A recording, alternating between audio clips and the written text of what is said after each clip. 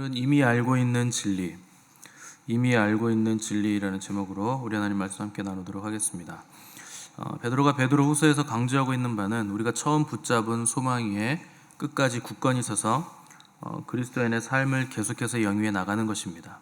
이것을 상기시키기 위해서 먼저 그 보배롭고 큰 약속을 우리에게 주셔서 신의 성품에 그 신성인 우리의 소망의 내용인 부르심과 택하심의 내용으로 들어간 겁니다. 이 신성한 성품에 참여하는 부분에서는 우리가 힘을 쓰고 애를 써야 하는 덕목들을 얘기를 한 것이고, 이 부르심과 택하심은 하나님의 기쁘신 뜻 안에서 그분의 주권적인 뜻으로 예정하신 우리에게 원인이나 공로가 있지 않은 이 내용들에서 말씀을 하셨는데, 그렇게 주권적으로 부르시고 택하신 이유는 그분의 사랑이라 하는 것을 우리가 어제 살펴본 겁니다. 그분의 사랑이기 때문에, 그 부르심과 택하심이 자기의 기쁘신 뜻에 있기 때문에 우리로서는 누가 택함 받고 부름 받았는지 알 수가 없습니다. 그러니까 함부로 저 사람은 택하심 받지 못했다 이렇게 또 말할 수도 없는 것이, 예수님 십자가에 계실 때 한평 강도는 그 자리에서 구원을 받았기 때문에 그 전에는 택하심 받았을 만한 어떤 증거도 가지지 못했던 강도였는데, 십자가 그 자리에서 택하심을 받고 부르심을 받고 낙원에 갔기 때문에 우리가 끝까지 함부로 누군가를 판단하기에는 어려운 일이라 하는 것을 우리가 이 부르심과 택하심의 내용을 통해 알 수가 있는 겁니다. 복음서에서도 보시면 전혀 이 부르심에 어울리지 않는 사람들이 나오는 것을 우리가 볼 수 있는데, 삭개오가 대표적인 인물이죠. 예수님께서 삭개오를 부르셨을 때 삭개오가 얼마나 황송하고 기뻤던지, 주님이 내가 오늘 너희 집에 좀 가야 되겠다, 머물러야 되겠다 이렇게 하니까 삭개오가 너무나 황송하고 기뻐서 시키지도 않았는데 예수님이 그 부르신 부르심에 합당한 응답과 반응을 보이게 되죠. 그래서 자기 소유의 절반을, 상당한 부자였거든요, 삭개오가. 자기 소유 절반을 팔아서 가난한 사람들에게 나눠주겠다는 반응을 보이고, 또 내가 혹시 누구에게 세금을 거둘 때 빼앗은 것 있으면 내가 4배로 돌려주겠다 이렇게 반응하는 것을 볼 수가 있습니다. 이때 주님이 삭개오를 뭐라 그러냐면, 너도 이제 아브라함의 자손이다. 택함 받은 백성이라는 뜻이에요.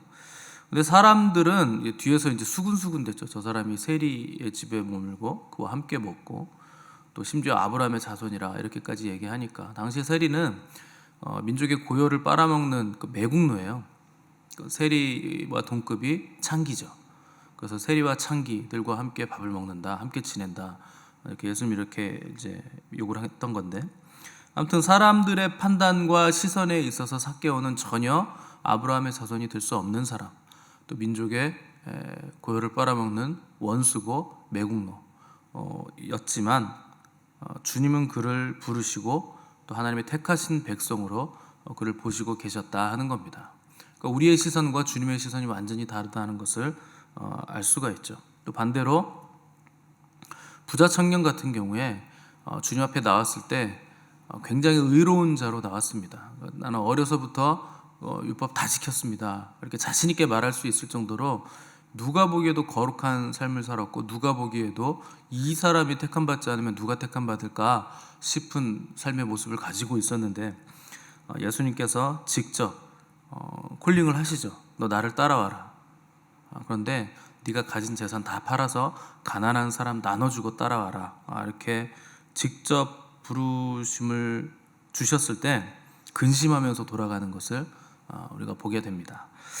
하나님의 아들이 직접 택하고 부르시는 그 영광을 누릴 수 있는 사람이 지구상에 몇 명이나 있을까요? 많지 않거든요. 그런데 그 부르심 앞에서 근심하며 고민하며 돌아갔다 하는 것은 하나님의 부르심, 예수 그리스도께서 직접 부르시는 그 부르심보다 자기가 더 귀중하게 생각하고 붙잡고 있는 다른 것이 있었다 하는 것을 알 수 있죠. 겉으로 보기에 율법은 다 지켰는데 정말 거룩하고 아브라함의 자손다운 삶의 모습을 가지고 있었는데, 하나님이 직접 오셔서 부르셨을 때 고민하고 근심하는 모습을 가지게 됐다 하는 것이죠. 그러니까 하나님의 부르심을 몰라서 우리가 잘못된 길을 가거나 실족하는 것이 아니고, 그 부르심에 응답하지 못하게 만드는 다른 어떤 이유가 있어서, 내가 더 가지고 싶은 다른 어떤 것이 있어서 응답하지 못하고 실족하게 된다 하는 것을 우리가 알 수 있는 겁니다. 그러니까 베드로는 이런 것들을 너희가 기억을 해야 된다. 하나님이 직접 부르셔도 실족하는 사람이 있고, 그 부르심 받아서 응답은 했지만 가룟 유다 같은 경우에 그 안에서조차도 실족하는 것들을 봤을 때 우리가 얼마나 더 두렵고 떨림으로 우리의 부르심과 택하심을 굳게 세워야 하겠는가 하는 것을 우리에게 말씀하는 겁니다.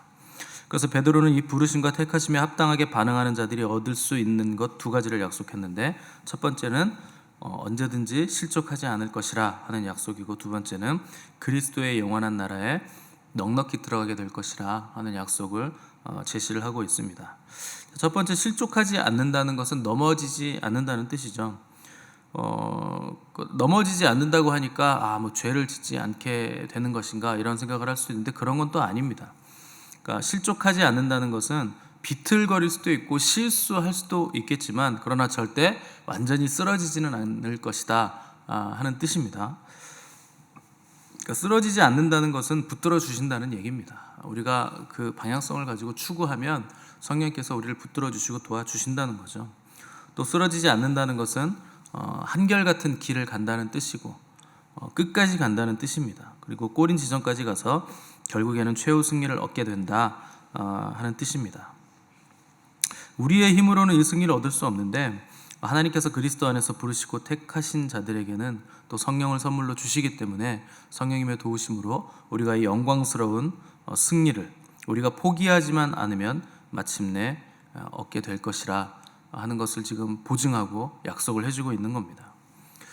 그렇다고는 해도 이게 쉽게 또 승리할 수 있는 문제는 아니죠. 왜냐하면 성경은 내내 피 흘리기까지 싸워야 하는 싸움과 전쟁에 대해서 계속 반복해서 말씀하고 있기 때문에 이게 그냥 가만히 있는다고 해서 승리할 수 있는 문제가 아닙니다. 근데 많은 사람들이 돌아봐야 됩니다. 사실 청교도, 미국을 세운 청교도 때만 하더라도 분투하는 삶을 살았거든요. 그들의 그 신대륙을 발견해서 그들이 따로 거기서 살았음에도 불구하고 굉장히 치열한 삶을 살았습니다. 죄를 지을 환경이 거의 없는 환경에서 살 때도 그들은 치열하게 살았는데, 오늘날 우리들은 은혜를 너무 강조하기 때문에 구원을 쉽게 얻는 것처럼 이 싸움이 없고 그냥 아주 가볍게 신앙생활을 할 수 있는 것처럼 자꾸만 생각을 합니다. 은혜가 있죠. 당연히 하나님의 은혜 아니면 우리가 어떻게 설 것이고 어떻게 우리가 승리를 하겠습니까? 근데 그 은혜는 가만히 있는데도 우리를 천국까지 그냥 모시고 가는 은혜가 절대 아닙니다. 구원의 문을 열어주는 하나님의 선물이죠. 그러나 그것을 선택하는 것이 바로 믿음이라 하는 것이 있어야 우리가 그 안으로 들어갈 수 있게 되는 겁니다. 그래서 너희가 그 은혜로 인하여 믿음으로 말미암아 구원을 받았다, 이렇게 표현하고 있잖아요. 그러니까 믿음으로 구원받는 거지 은혜로 받는 거 아니라는 거 제가 계속 강조를 하니까 여러분들이 이제는 아실 겁니다. 은혜는 앞서 선행된 은혜입니다. 우리에게 다 죽어야 되는데, 모든 사람이 죄를 범하였기 때문에 다 죽어야 되는데, 하나님께서 죽지 않고 살아날 방법을, 그 방편을 마련해 두셨다는 것 자체가 은혜이지, 그 은혜가 우리가 가만히 있는데 구원시켜 주는 것 절대 아닙니다. 당연하죠. 누가 이렇게 선물을 주는데 손은 내밀어야 될 거 아닙니까? 선물을 받으려면 당연히 손을 내밀어야죠. 그리고 받아서 감사하다고 하고 풀어보고 그것을 사용해야죠. 주신 분에게 감사하는 마음으로. 근데 가만히 있으면서 선물 있으니까 이거 가져가라 했는데 가만히 있는다고 그게 내 거 되는 거 아니잖아요. 어쨌거나 은혜라는 건 받을 자격이 없는 자에게 주시는 하나님의 선물이 은혜입니다. 선물을 받아 누리는 건 우리의 몫이죠. 가만히 있는다고 누릴 수 있는 것 절대 아니라 하는 겁니다. 그래서 은혜로 우리가 구원받는다, 모든 것이 은혜다 하는 말은 맞지만, 그 은혜가 우리의 책임까지도 면제시켜주는 은혜인가? 라는 것을 생각해 봤을 때는 그렇지 않다는 겁니다. 우리가 해야 될 책임이 있죠. 그런 책임이 있으니까 당연히 오늘 베드로도 너희가 받은 부르심과 택하심을 굳게 해라. 너희가 굳게 해야 된다. 가만히 있으면 되는 거 아니다. 이거 계속 말씀해 주시고 있는 겁니다. 그래서 중요한 건 우리가 끝까지 포기하지 않고 이 길을 가느냐, 아니면 중도에 포기하느냐, 그만두느냐, 이게 관건입니다. 우리가 어려움이 있더라도 우리의 택하심과 부르심을 굳게 하면 성령님의 도우심으로 이 길을 끝까지 갈 수 있는 것이고, 그럼 언제든지 우리는 실족하지 않을 것이다, 실패하지 않을 것이고 쓰러지지 않을 것이라 하는 것을 베드로가 약속으로 지금 보증을 해주고 있는 겁니다. 자, 두 번째 베드로의 약속은 우리 구주 예수 그리스도의 영원한 나라에 들어감을 넉넉히 우리에게 주실 것이라 하는 것을 약속하고 있습니다. 어떻게 우리가 그분의 나라에, 하나님의 나라에 넉넉하게 들어갈 수가 있는가? 우리가 가진 어떤 것으로 한다면 들어갈 수조차 없죠. 근데 우리가 넉넉히 들어갈 수 있다라고 얘기할 수 있는 것은 예수 그리스도께서 지불하신 그 대가가 무한한 대가이기 때문에, 무한한 값을 지불하셨기 때문에 우리가 그분 때문에 넉넉히 하나님의 나라에 들어갈 수 있게 됐다는 겁니다. 근데 그 나라는 우리가 죽어서 가는 나라가 아니라 지금 우리의 삶 속에서 임재하고 있는 나라이고, 우리의 삶 안에서 누리면서 이미 우리가 거기에 있는 나라입니다. 그래서 하나님의 나라를 이미와 아직의 두 가지로 표현을 하잖아요. 이미 임한 하나님의 나라가 있고 장차 임할 하나님의 나라, 이 두 균형 사이에서 우리가 중심을 잘 잡고 가야 된다 하는 것을 신학적으로 이미와 아직이라고 하나님의 나라에 대해서 얘기를 하는 겁니다. 이게 이제 헷갈리니까 이제 바리새인들도 이걸 하나님한테 물어본 거예요. 누가복음 7장 20절에 보시면, 17장 20절이죠. 그 바리새인들이 예수님한테 하나님의 나라가 도대체 언제 임합니까? 어느 때에 임합니까? 이렇게 물었습니다. 근데 주님은 하나님의 나라는 볼 수 있게 임하는 거 아니다, 이렇게 대답을 하셨어요. 그래서 여기 있다 저기 있다고도 못하리니 하나님의 나라는 너희 안에 있다, 이렇게 대답을 하셨습니다. 이건 이제 다 아실 겁니다. 왜 너희 안에 있다고 했는지. 너희 마음 속에 있거나 너희 생각 속에 있거나 이런 식으로 말씀하신 게 아니라는 거 이제 아셔야 됩니다.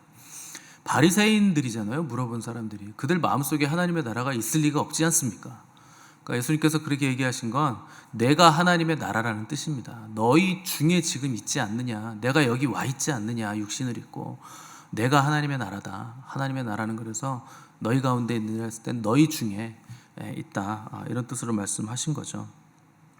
그러니까 하나님 나라의 주인공은 우리 주님이세요. 그분이 없으면 하나님의 나라가 아닌 겁니다. 그래서 주님이 계시면 하나님의 나라인 것이고, 주님이 없으면 하나님의 나라가 아닌 것이죠. 그러니까 주님 없이도 하나님의 나라, 천국에 갈 수 있다 얘기하는 건 그 말도 안 되는 것이죠.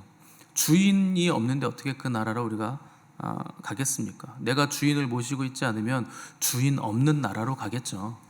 그분이 있는 곳으로 안 가고 다른 곳으로 가겠죠. 근데 아마 바리새인이나 제자들까지도 예수님의 이 말씀을 듣고 아마 좀 깜짝 놀랐을 겁니다. 그러니까 누가 봐도 지금 이스라엘 나라는 하나님의 나라가 아니거든요. 왜냐하면 로마가 지금 지배하고 통치하고 있는 나라이기 때문에 벌써 우리 안에 하나님 나라가 왔다고 이렇게 얘기하니까 이해가 안 되죠. 어떻게 하나님의 나라가 로마의 통치를 받고 어떻게 하나님의 나라가 세상 제국의 지배를 당하겠습니까? 그러니까 그들이 그리고 생각하는 하나님의 나라와 성경이 말하는 하나님의 나라는 달라도 너무 달랐기 때문에 그들로서는 이해할 수가 없었다는 거죠.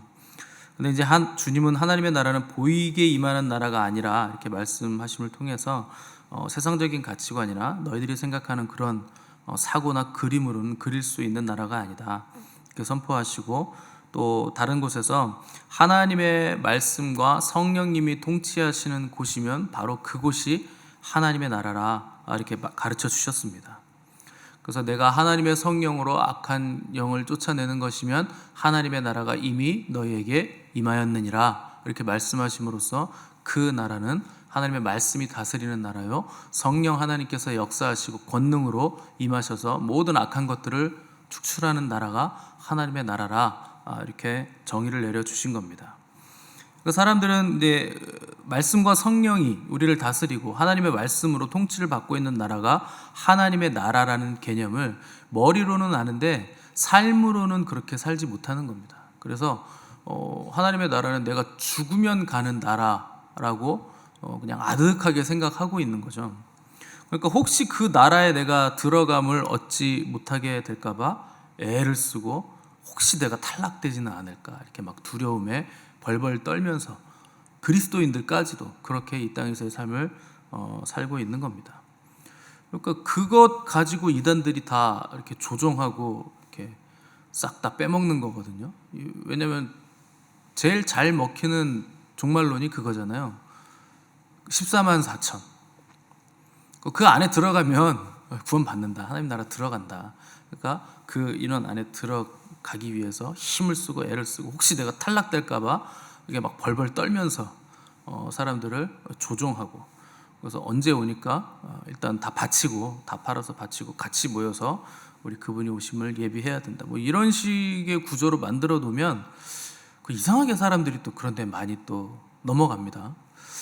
그러니까 그 두려움을 이용하는 거죠. 이 인원수 안에 들어가지 못하면 탈락, 들어가면 합격. 뭐 이런 식의 구조로 이제 하나님의 나라를 그려놓기 때문에 사람들이 넘어가는 겁니다. 그러니까 성경을 잘 모르니까 이런 데 넘어가는 거겠죠. 근데 여러분, 상식적으로 하나님의 나라를 들어가는데 선착순으로 들어간다, 경쟁적으로 선착순으로 들어간다 하면은 거기는 하나님의 나라일까요? 아닐 가능성이 굉장히 많습니다. 그러니까 하나님의 나라는 어떤 그 상대적인 평가를 하는 나라가 아니고 예수 그리스도라는 절대적인 평가에 의해서 들어가는 나라죠. 평가라는 말이 이게 맞는지는 모르겠지만, 적당한지는 모르겠지만, 그러니까 결국에 하나님의 나라의 주인 되신 예수 그리스도를 믿는 믿음이 있으면 들어가는 겁니다.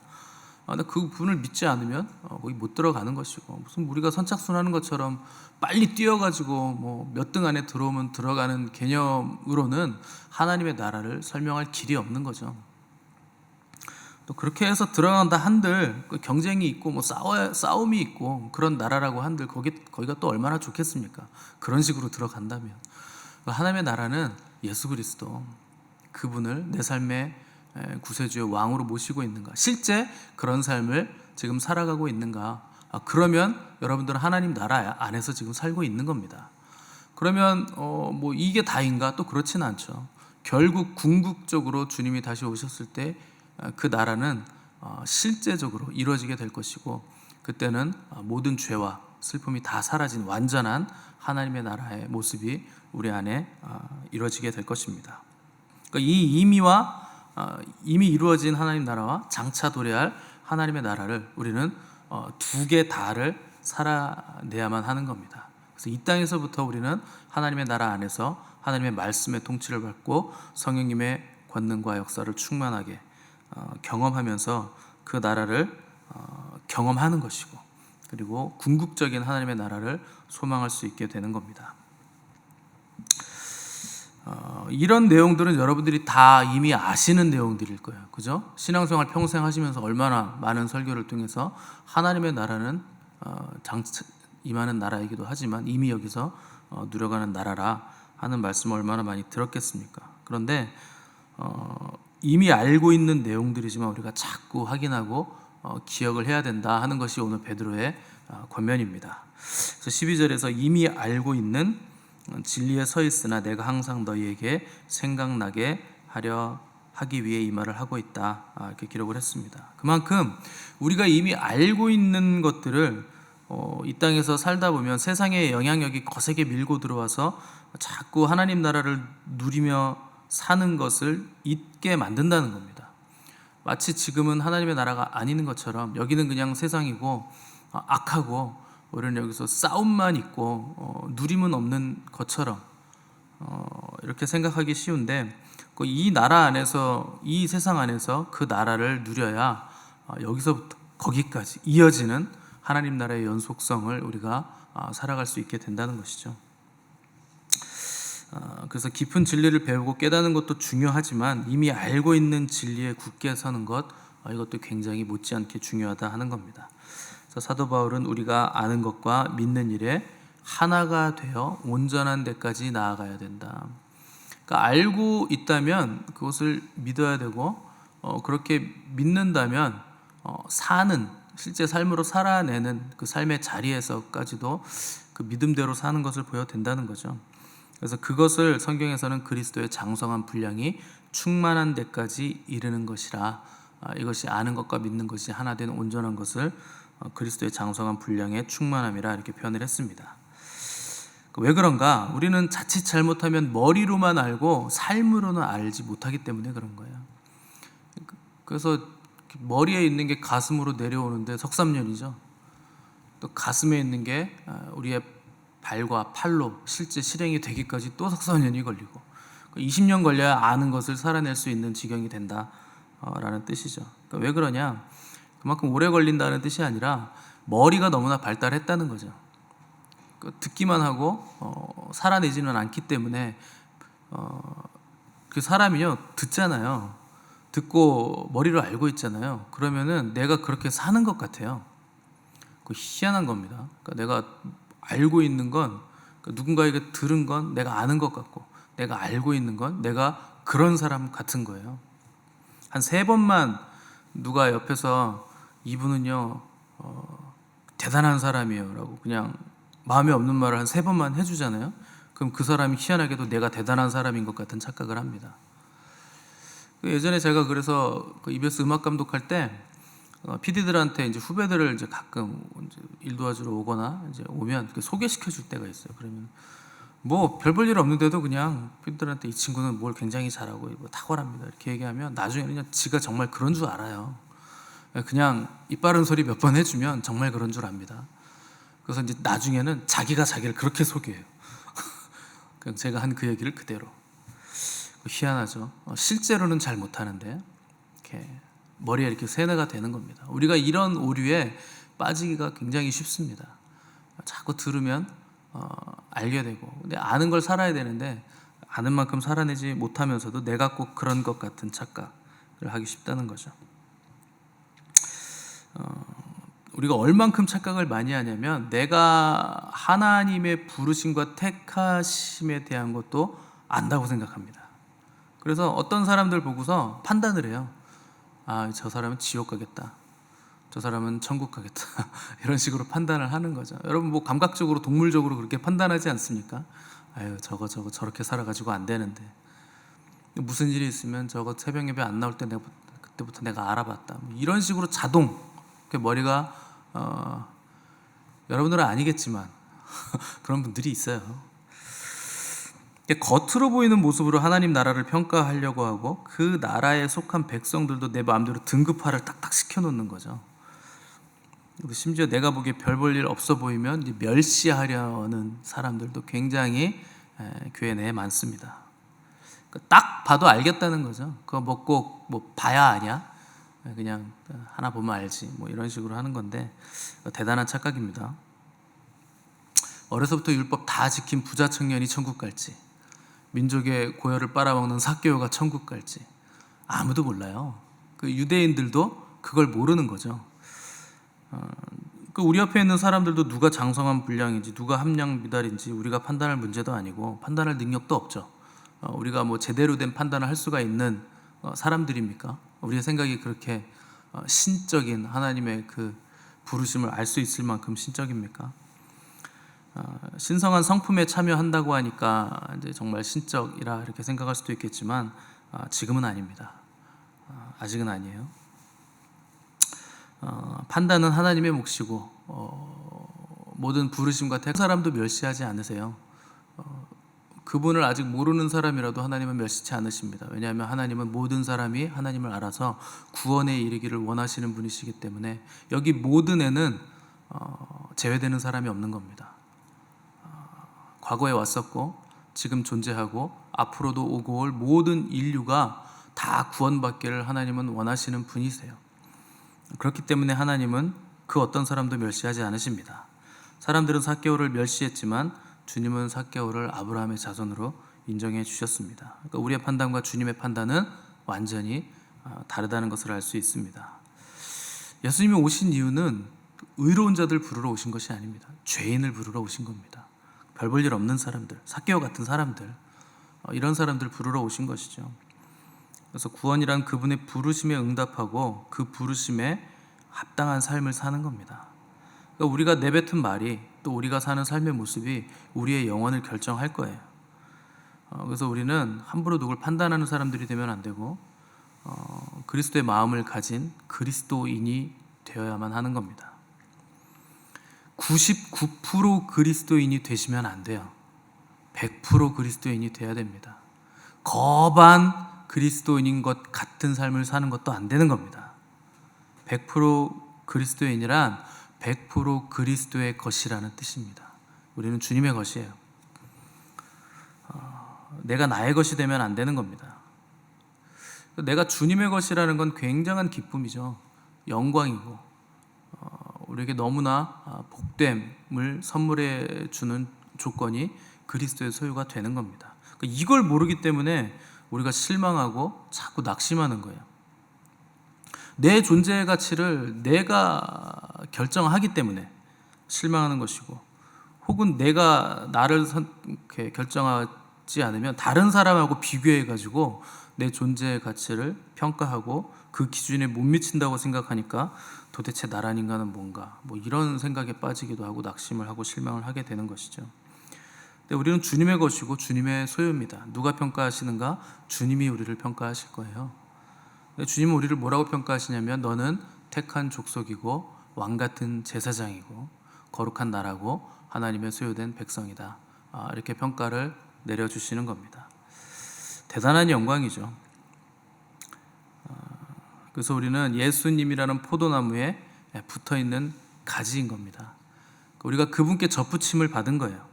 우리가 누구에게 젖붙임을 받았는가, 우리가 누구의 소유인가 하는 것을 여러분 잊지 마시라는 겁니다.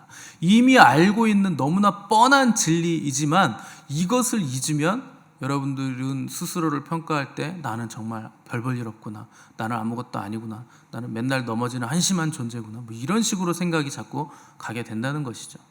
그러니까 내가 누구인가, 내가 어떤 구원을 받았는가, 그분이 나에게 주신 이 구원은 얼마만큼 대단한 것이고, 이 땅에서 내가 그분에게 속하여 그분의 소유가 되어 삶을 살아간다는 것이 얼마나 대단한 축복이요 영광인가를 알고 계셔야 됩니다.